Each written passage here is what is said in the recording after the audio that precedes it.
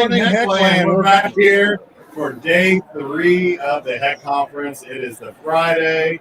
Everybody's starting to have a little bit more bags under their eyes. I think they are just full of learning. We have our last podcast for the conference series, but we do plan on bringing some podcasts throughout the year this year. So be on the lookout for those. And I'll turn it over and we'll introduce our guests. Hey, we're so excited to have our incoming HECC Board President, Graig Davis, with us this morning. He's a fellow board member with us. He's a technology director, and I'll let him tell a little bit about himself before we dive into the driving questions. Diving into the origin story. Let's go. Well, I'm Graig Davis, tech director at a school district called Westell Community Schools.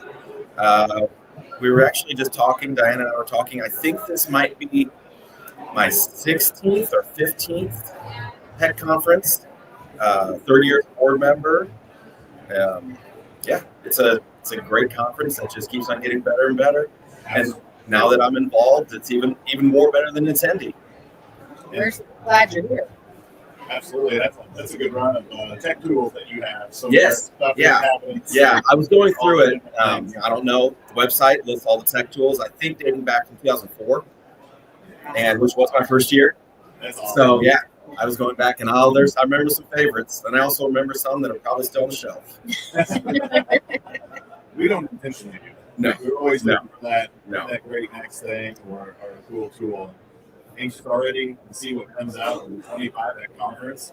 And those dates come out already. We're ready to go for that. We talked about that in the annual meeting last night. And already starting to get a few ideas on the books to look at for sure. So technology is changing so fast.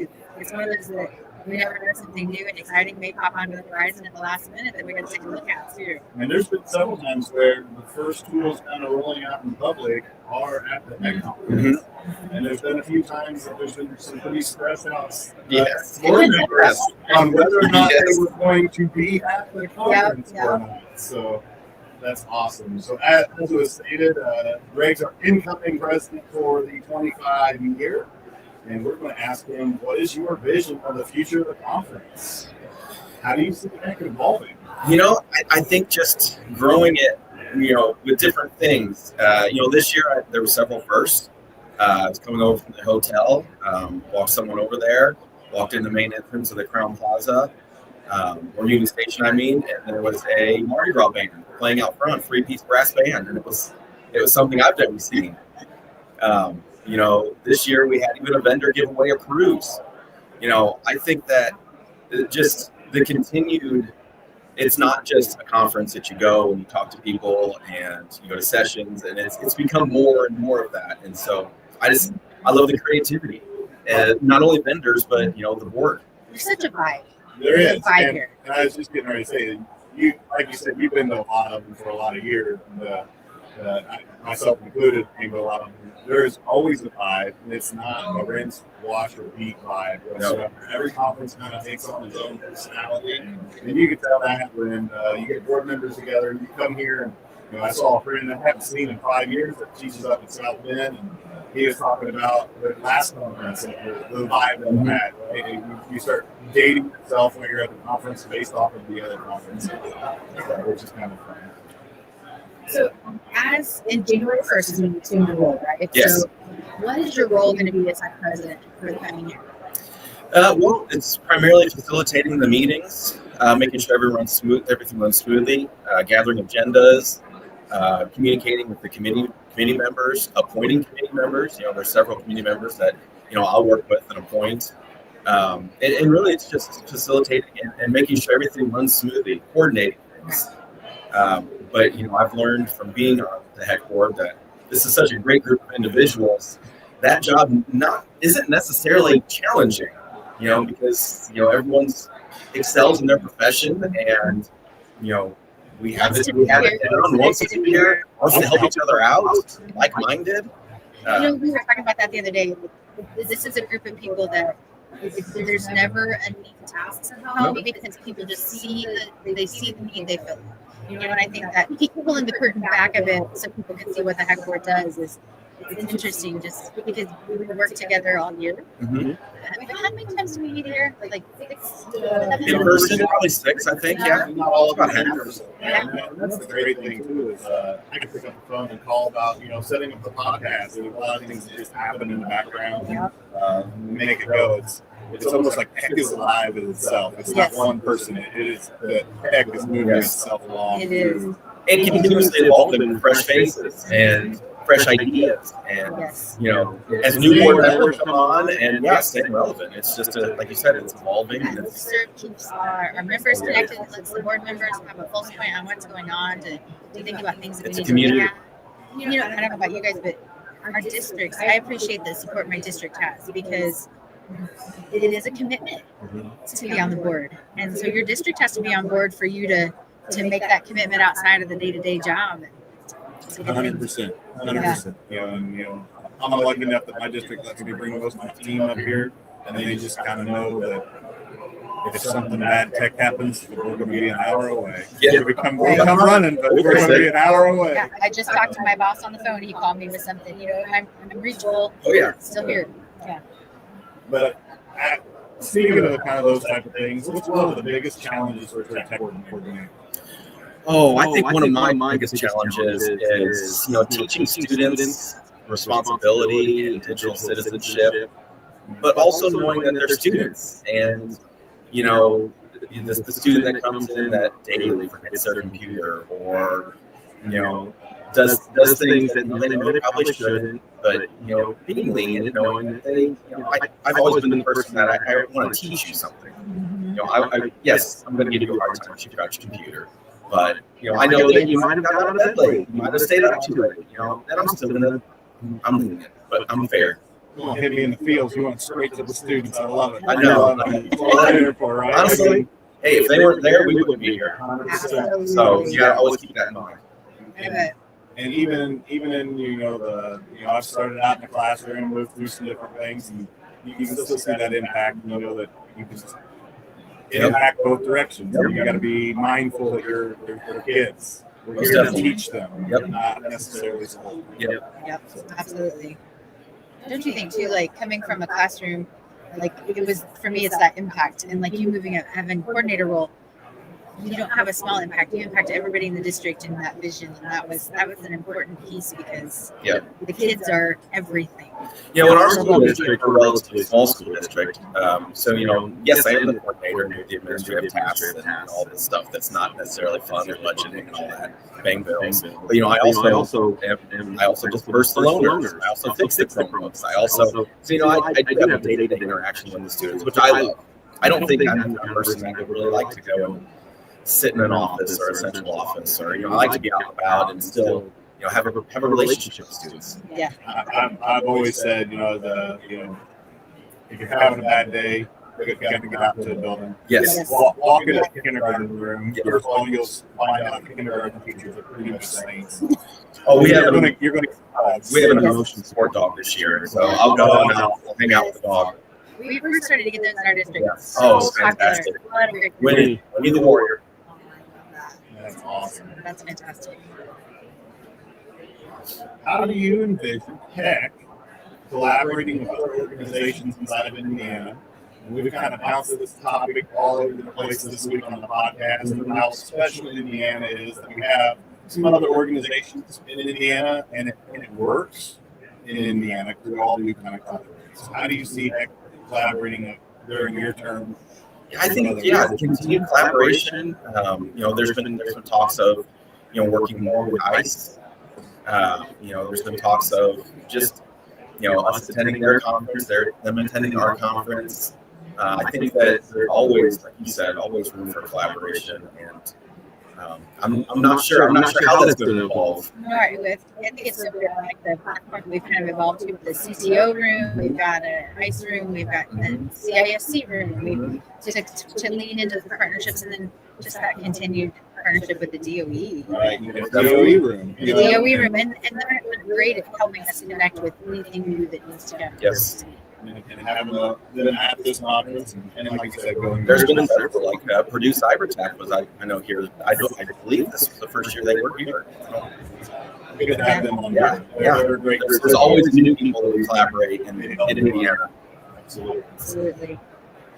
We'll give a shout out to Brad Hag on that. He's really good at making some of those connections. He makes things work. And the team at the DOE. Yes, most definitely. Yes. They've had a busy month. So, yes. So thinking about that future effect, what areas of educational technology do you think that HECC should focus on most in the coming years to provide that support to our Indiana educators? Oh man, that's a tough question. I don't know. I'm not really sure. There's so many, and it feels like there's hot spots Yes. all over. Yeah, definitely. You know, one thing I've learned though is, you mentioned you're a small district, we're a smaller district. Sometimes my boss will ask me about something, and through HECC or through the connections I've made through ICE or this or that, there's somebody I can reach out to and go, hey, who is working on? And then our collaboration is born. And that's. And I think you agree the other day about it, like there's just a lot of Hoover hospitality, and so that's the reason why we're just, there's not that many mind you can call into different schools and different things, and you can find those people through that. And it may not be the person you end up talking to, it's that you know somebody in the district that you met at HECC, and they open that door.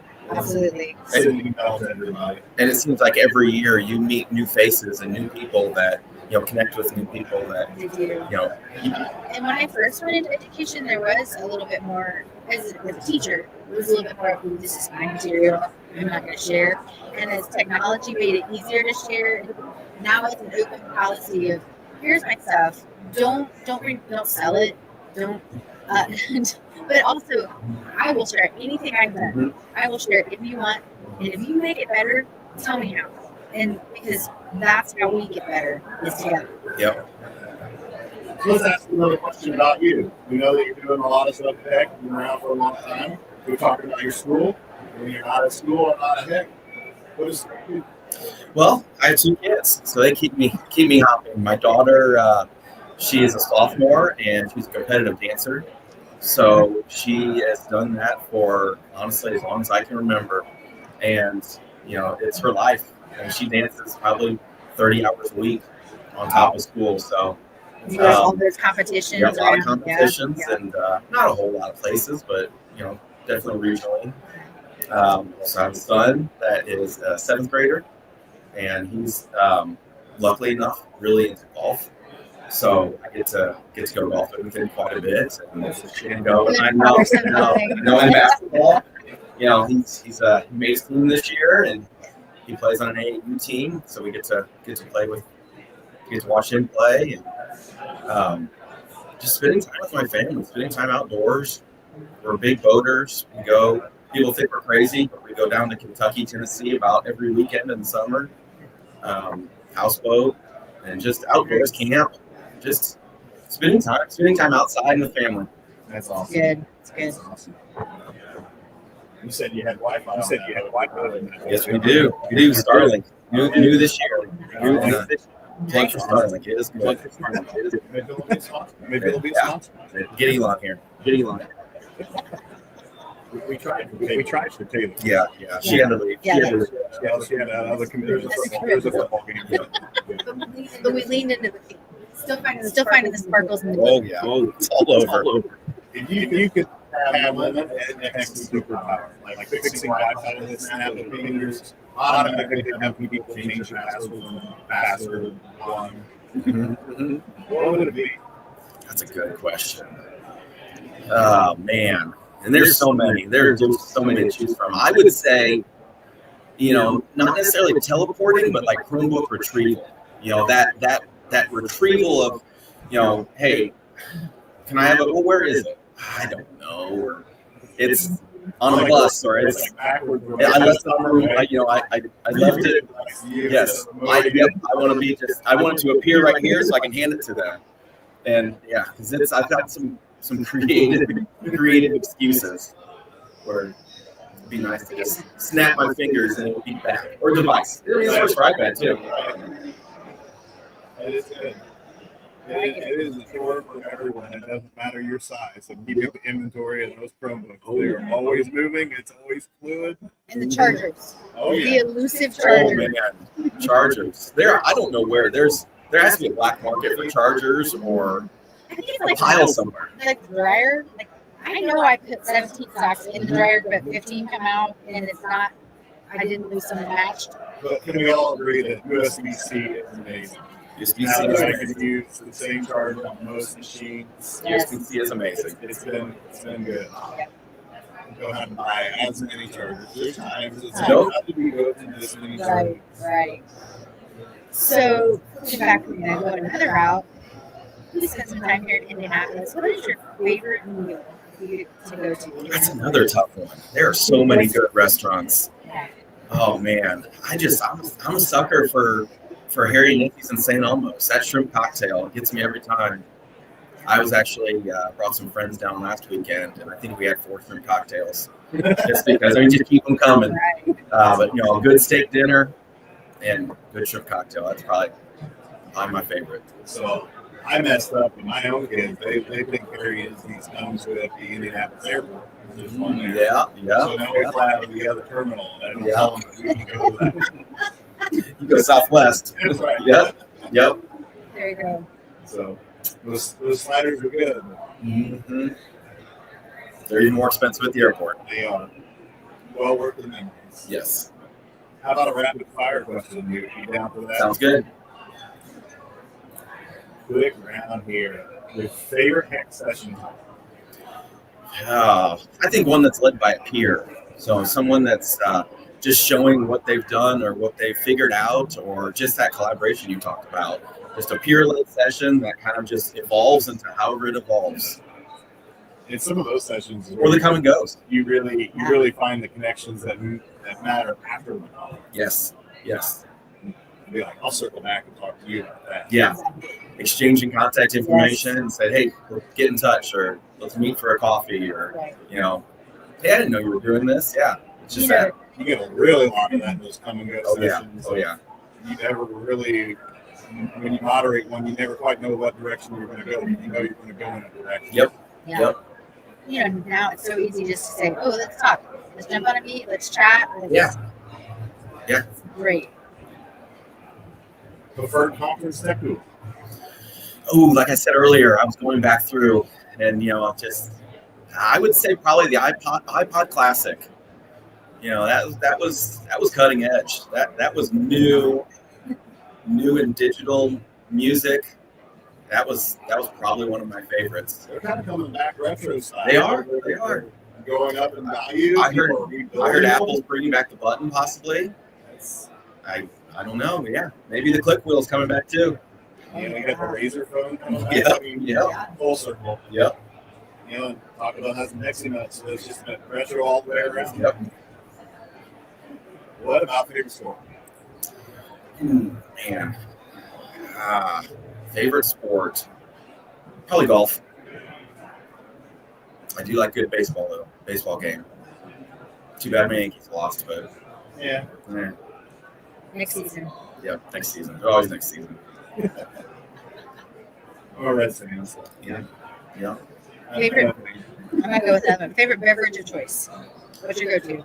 Oh, go-to. Man. I don't really have a favorite. I drink a lot of water. I mean, that seems kind of lame that I'm saying water is my favorite beverage, but honestly, I don't drink a whole lot of pop. But don't you notice, if I don't drink enough water, I notice the difference. Mm-hmm. I can tell. Mm-hmm. Yeah. Now, you guys flavor your water? No. Nope. Sometimes lemon. Yeah, I'll get some lemons. Has to be the seedless though, because the seeds get sucked in the straws. Do you do any of the carbonated water, or referred to as the fizzy water? I'm not allowed to touch that. My daughter would kill me. She gets those favorite. I don't even know what they are. The favorite ones, the Taylor Swift ones. I don't even know what they are. Occasionally, the bubbly. Yeah, Occasionally, I'll do.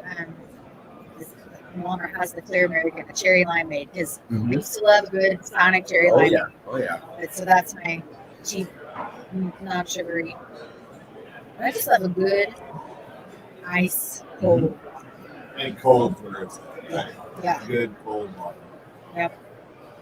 So, ChatGPT came out November 22. Hard to believe that it's 2 years old. That's it. Any AI tools that you're using? Yes. Email collaboration, drafting emails, drafting letters.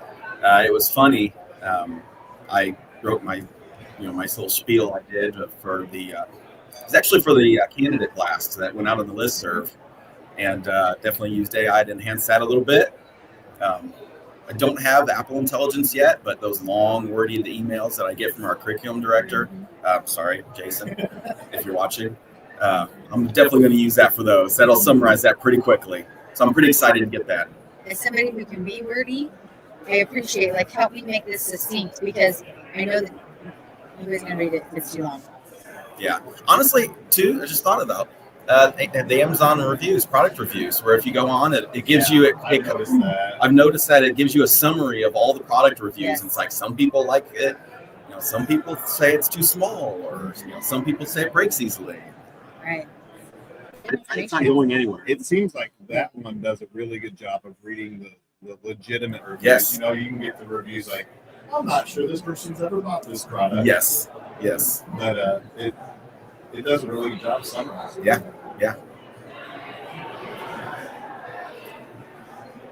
I'm sorry, I'm dragging today. We all are. My brain's not firing on all I cylinders. know Dan and I were talking about that. It's day 3 hits, and you're just.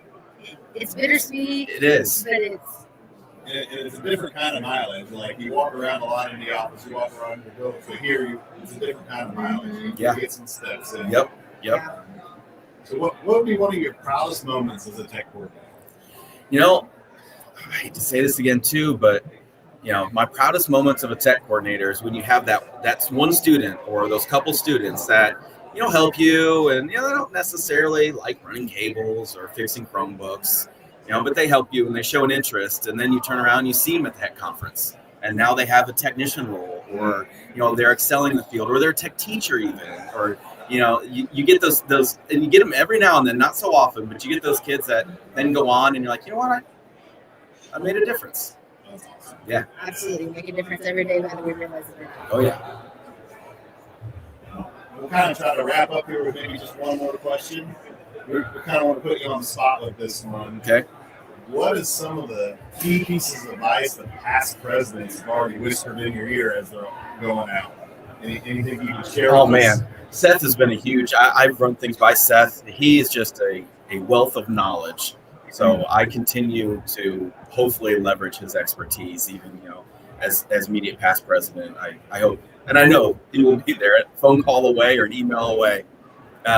Bill also, Bill, he was before Seth, and, he said, hey, give me a piece of advice. And if you know Bill, you'll agree with this. He said, don't reinvent the wheel.